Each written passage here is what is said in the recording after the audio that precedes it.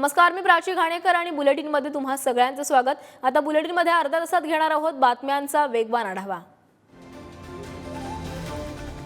छगन भुजबळांना सरकारनं रोखलं पाहिजे, भुजबळ राज्यातील वातावरण दूषित करण्याचा प्रयत्न करत आहेत अशी टीका मनोज जरांगेंनी केली आहे। भुजबळांच्या काल झालेल्या ओबीसी मेळाव्यावर त्यांनी ही टीका केली आहे। मराठा आरक्षणाला माझा विरोध नसून ओबीसीतून आरक्षण देण्यास माझा विरोध आहे असा पुनरुच्चार मंत्री छगन भुजबळ यांनी केला आहे। आरक्षणाबाबत ट्रिपल इंजिन सरकारनं आपली भूमिका स्पष्ट करावी असा निशाणा खासदार सुप्रिया सुळेंनी सरकारवर साधलाय, तर सत्ताधारी नेत्यांमध्ये समन्वय नसल्याचंही त्या म्हणाल्या।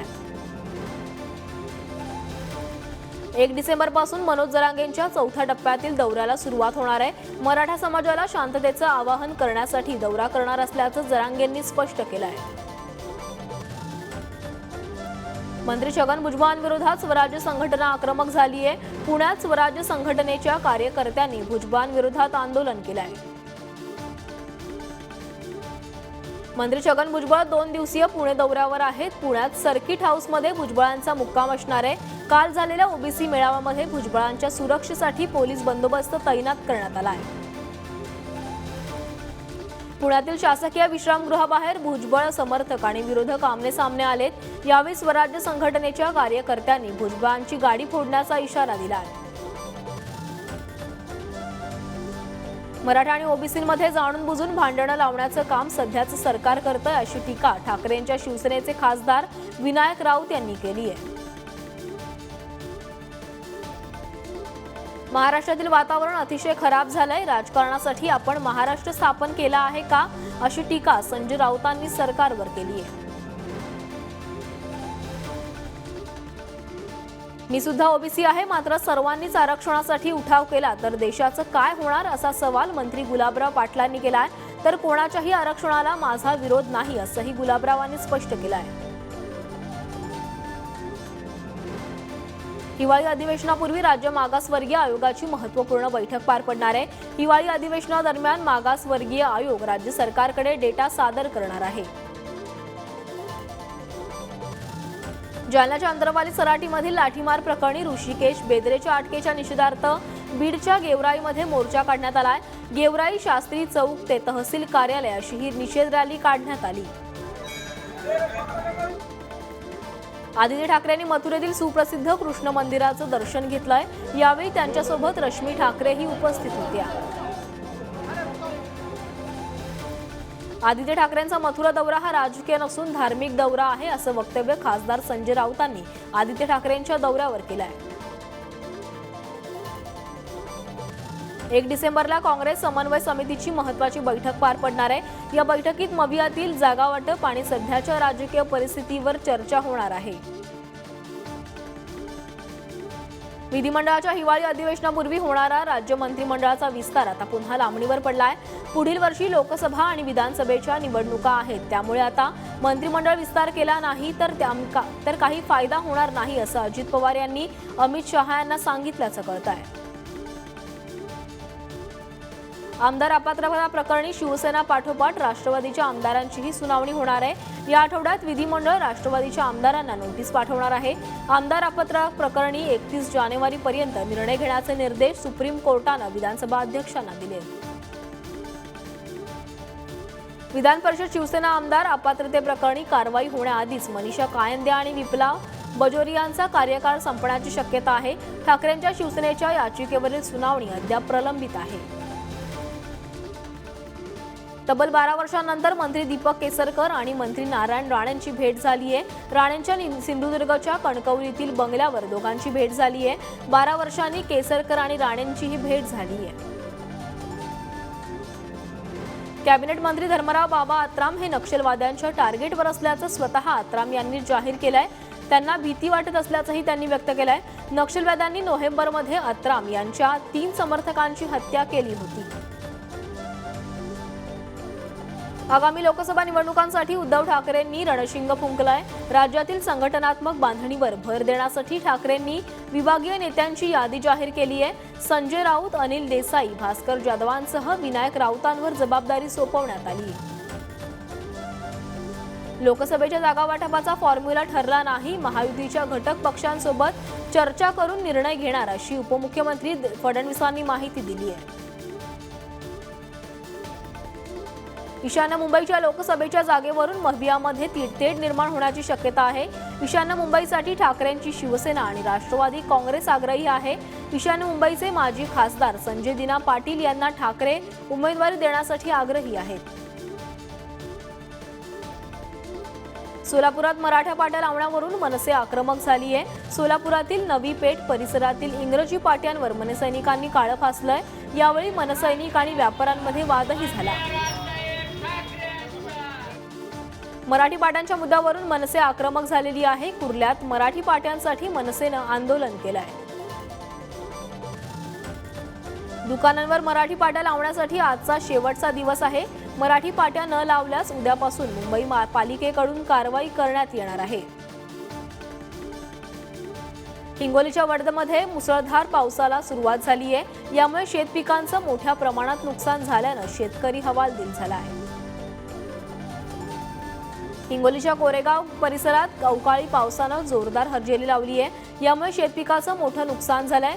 दरम्यान तातडीनं पंचनामे करून नुकसान भरपाई देण्याची मागणी शेतकऱ्यांनी केली आहे. छत्रपती संभाजीनगर जिल्ह्यात अचानक वादळी वाऱ्यासह अनेक भागात गारांच्या पावसानं नागरिकांना झोडपून काढलंय. या अवकाळी पावसामुळे अनेक पिकांचं नुकसान सुद्धा झालंय. संभाजीनगरच्या कन्नड तालुक्यात विजेच्या कडकडाटात जोरदार पावसाला सुरुवात झाली. या पावसामुळे कापूस, मका आणि सोयाबीनसह भाजीपाला पिकांचं नुकसान झालंय. यामुळे शेतकऱ्यांच्या चिंतेत वाढ झाली आहे. नाशकात झालेल्या गारपिटीमुळे नुकतीच लावलेली कांद्याची रोपं जमीनदोस्त झाली आहेत. कांद्याची लागवड अक्षरशः चिखलमय झाली आहे. अवकाळी पावसाचा सर्वाधिक फटका नंदुरबारमधील मिरची खरेदी करणाऱ्या व्यापाऱ्यांना बसलाय. शेतकऱ्यांकडून खरेदी केलेले हजारो क्विंटल मिरची पाण्यात भिजल्यानं खराब होण्याची शक्यता आहे.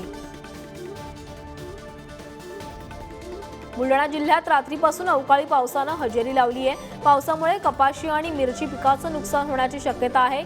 यामुळे शेतकरी चिंतेत सापडला आहे. वाशिम जिल्ह्यात अवकाळी पावसानं जोरदार हजेरी लावली आहे. यामुळे तूर पिकांचं मोठ्या प्रमाणात नुकसान झालंय. तर तूर उत्पादन घट होण्याची देखील शक्यता वर्तवण्यात आली आहे.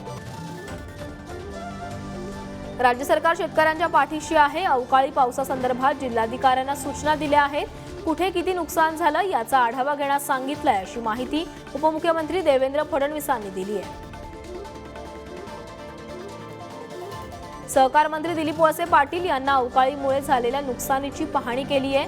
पुण्याच्या जुन्नर, खेड तालुक्यातील गारपीट आणि अवकाळीमुळे झालेल्या नुकसानीची त्यांनी पाहणी केली आहे.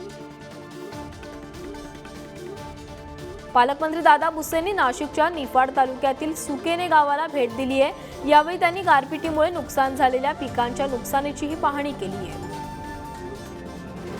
वादळी वाऱ्यासह गारपिटीमुळे नुकसान झालेल्यांना तात्काळ पंचनामे करून मदत करणार असल्याचं आश्वासन मंत्री दादा भुसेंनी दिलंय.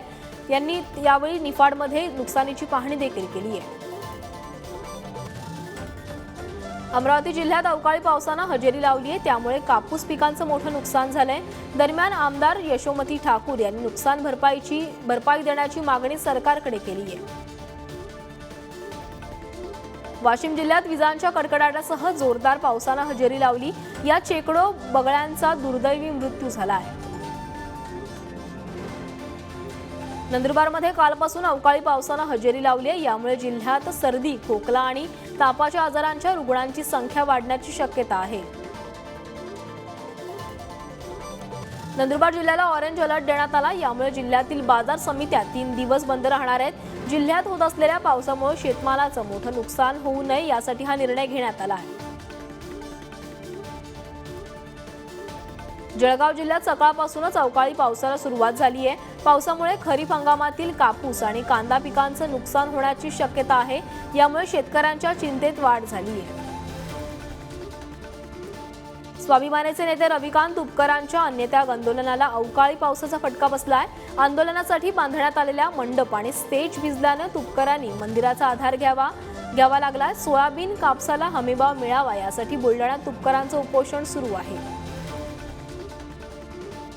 हिंगोली जिल्ह्यात झालेल्या पावसामुळे हातातोंडाशी आलेलं पिकांचं मोठं नुकसान झालंय।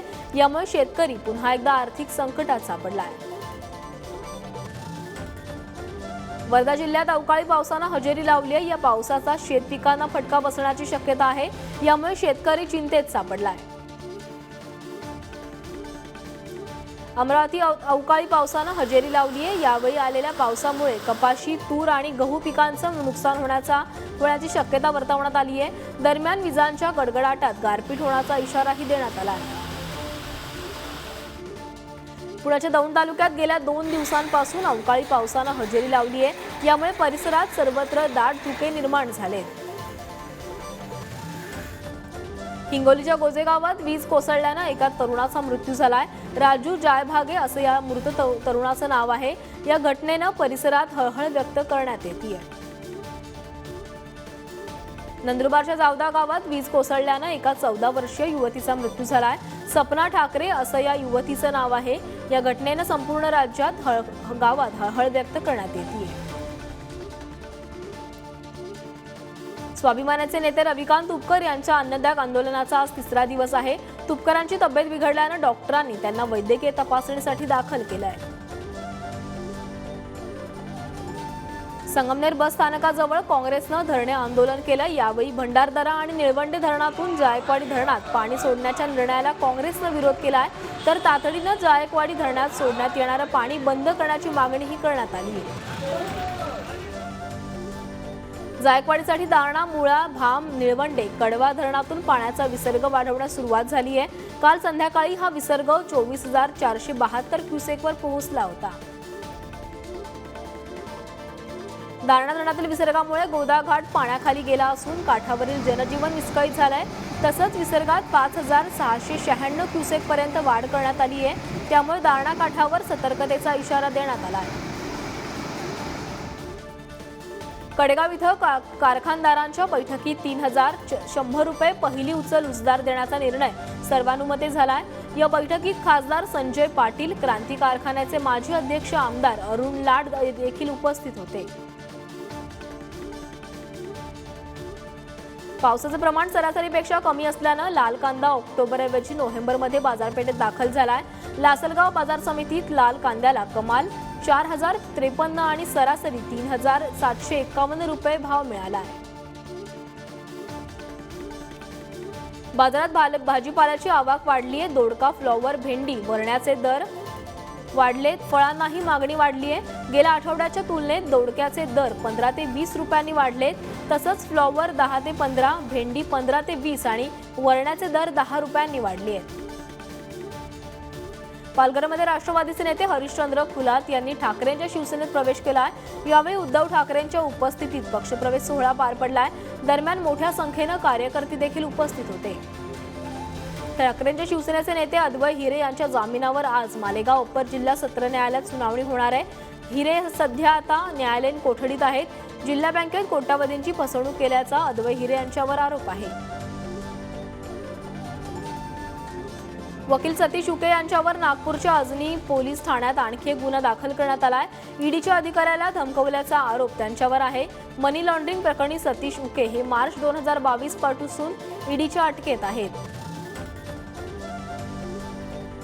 धर्मवीर 2च्या चित्रपटाच्या चित्रीकरणाला आजपासून सुरुवात झाली आहे। हा चित्रपट धर्मवीर आनंद दिघेंच्या जीवनावर आधारित आहे। चित्रीकरण पूर्वी सेटवर पूजा देखील करण्यात आली आहे। विरार रेल्वे स्थानकातील प्लॅटफॉर्म क्रमांक 6 वर आग लागल्याची घटना घडली आहे। ही आग शॉर्ट सर्किटमुळे लागल्याची माहिती मिळते।